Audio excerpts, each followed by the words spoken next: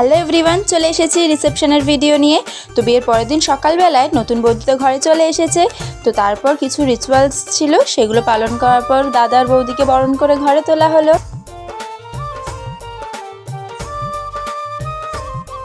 জানি বৌভাতের ভিডিওটা দিতে একটু লেট হয়ে গেল, তার কারণ হলো বৌভাতের সকালের একটা ভিডিও আমি করতে পারিনি। তার কারণ আমি আগেও বলেছি বিয়ে বাড়িতে সবসময় একই জায়গায় থাকা পসিবল হয়ে ওঠে না। তো এই সমস্ত ভিডিও আমার এক পিসি আমাকে করে দিয়েছে, তো সেখান থেকে কালেক্ট করতে একটু টাইম লেগে গেছে। তো এই ভিডিওগুলো করে দেওয়ার জন্য আমি পিসিকে অনেক অনেক ধন্যবাদ জানাই। বরণ শেষেই শুরু হলো সেই মজাদার খেলাগুলো, যেখানে বৌদির কোনো একটা জিনিসকে লুকিয়ে দেওয়া হয়েছিল, আর দাদার বৌদি তো অনবরত সেই জিনিসটা খুঁজেই চলেছিল, কিন্তু কেউই পাচ্ছিল না। লাস্ট অবধি যদিও বৌদিই পেয়েছিল জিনিসটা।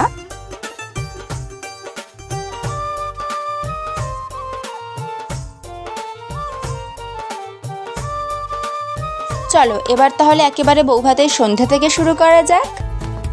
কোনো ওকেশন পারপাস যখন একটু বেশি হাই মেকআপ করি, তখনই মনে হয় কয়েকটা ভিডিও বানাই। এমনিতে আমি যা কুঁড়ে, আমার পক্ষে ওই ঘরে শুধু শুধু বসে বসে মেকআপ করে ভিডিও বানানো কোনো দিনও হবে না।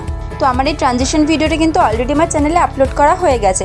তো যারা যারা দেখোনি ঝটপট গিয়ে দেখে নাও, আর অবশ্যই কমেন্ট করে জানিও কেমন হয়েছে। তো এখানে তো সবাই আবারও সেই আমাকে ছাড়াই ফটোশ্যুট করতে শুরু করে দিয়েছে। এই তো এতক্ষণ পর বৌদিকে একটু ফাঁকা পেলাম। বৌদিকে পেয়েছি আর গল্প করব না তা কি হয়?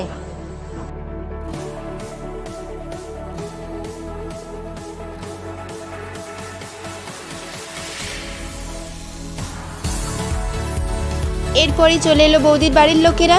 তো সেই সময় এত সুন্দর সুন্দর গানগুলো চালাচ্ছিল যে আমি তো আর নিজেকে কন্ট্রোলই করতে পারলাম না। আচ্ছা, তোমরা কিন্তু একটা কমেন্ট অবশ্যই করে জানিও যে তোমাদের কোন বিয়ের ব্লগটা সব থেকে বেশি ভালো লেগেছে, দাদার বিয়ে না দিদির বিয়ে। তাহলে বিয়ের ভিডিও এখানেই শেষ করছি। খুব শিগগিরই আসবো বিহাইন্ড দ্য সিন নিয়ে। কিসের সেটা তো ক্রমশ প্রকাশ্য। দেখা হচ্ছে নেক্সট ভিডিওতে। টাটা।